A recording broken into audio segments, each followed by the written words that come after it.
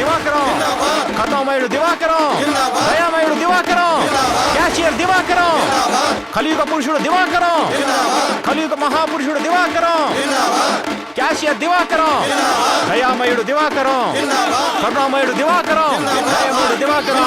ఏంటి మనోడా, ఏంటి సంగతి? బ్యాంక్ క్యాషియర్ అందరికి డబ్బిస్తున్నాడు. పదండి పదండి.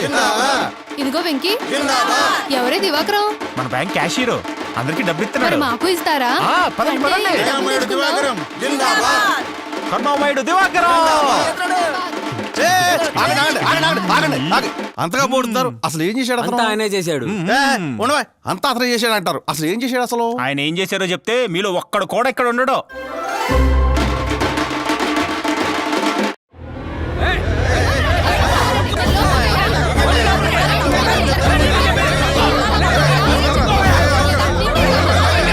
ఆగండి ఆగండి, ఎందుకు అలా చొచ్చుకొని వస్తున్నారు? ఈ రోజు బ్యాంకులో రుణమాఫీలే లేవే. రుణమాఫీ కాదండి, ఫ్రీగా డబ్బులు ఇస్తున్నారనే వచ్చాం. ఎరా డబ్బులు ఫ్రీగా ఇవ్వడం ఏంటి? ఎవరిచ్చారు? అదేనండి మీ క్యాషియర్ దివాకరం. ఏయ్, నువ్వు వెళ్ళి దివాకరాన్ని పిలు. Okay sir. దివాకరం గారు, మేనేజర్ గారు పిలుస్తున్నారు మిమ్మల్ని. సార్, ఏంటయ్యా దివాకరం, మన బ్యాంకు డబ్బులు ఫ్రీగా పంచుతానన్నావా? నేనెందుకు పంచుతాను సార్? నాకేం అవసరం? ఆ వెంకీగాడికి ఇచ్చి మాకే ఒకటాకేంటి? వెంకీగాడ్ అంటే ఇందాక వచ్చి 10 లక్షలు డ్రా చేసి తీసుకెళ్ళాడు, అతనేనా? అతనే. ఆ,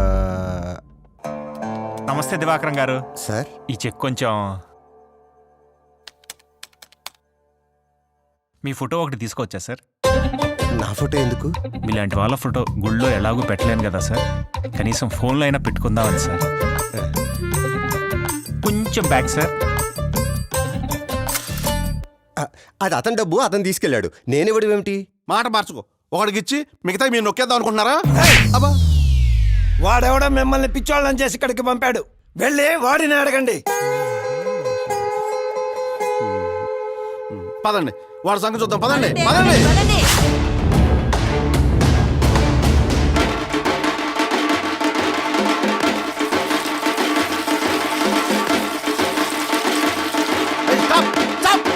what hell is going on here?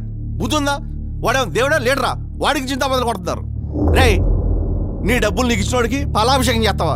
సిగ్గుందా నీకు? ఒరే, మరి ఇదే పని నువ్వు చేసినప్పుడు? నా డబ్బులు నాకు ఇచ్చినోడికి నేను ఎప్పుడు పాలాభిషేకం చేశానా? గుర్తు తెచ్చుకో.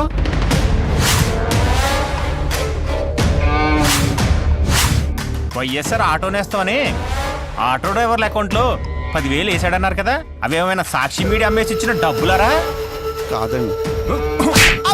మరి పాలాభిషేకం చేసావు ఆ అమ్మ ఒడని అమ్మ లెక్కల అకౌంట్లో 13,000 వేసాడన్నారు కదా, అవేమైనా భారతీయ సిమెంట్ అమ్మేసి ఇచ్చిన డబ్బులరా?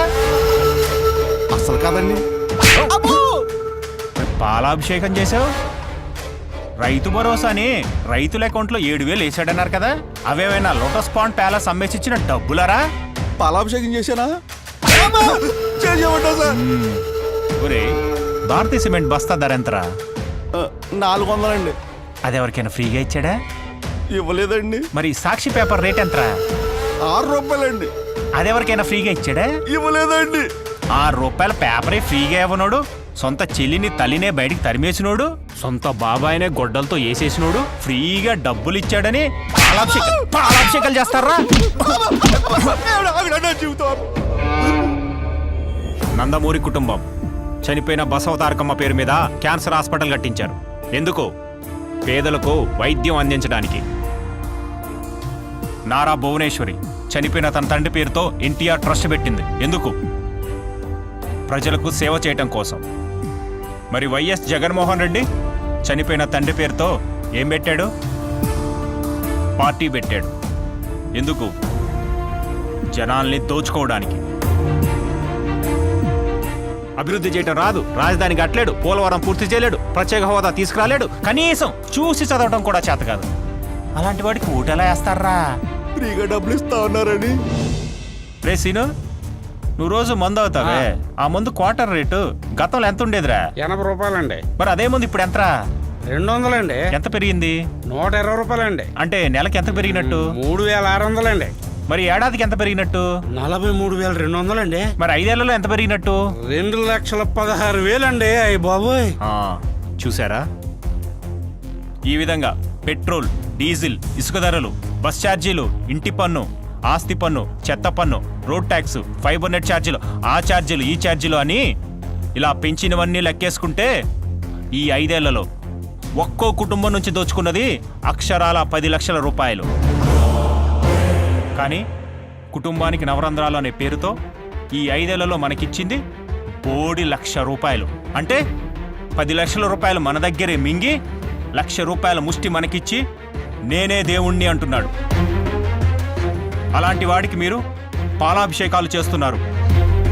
మీకు తెలుసా మన రాష్ట్రం మీద 13 లక్షల కోట్ల అప్పు ఉందని?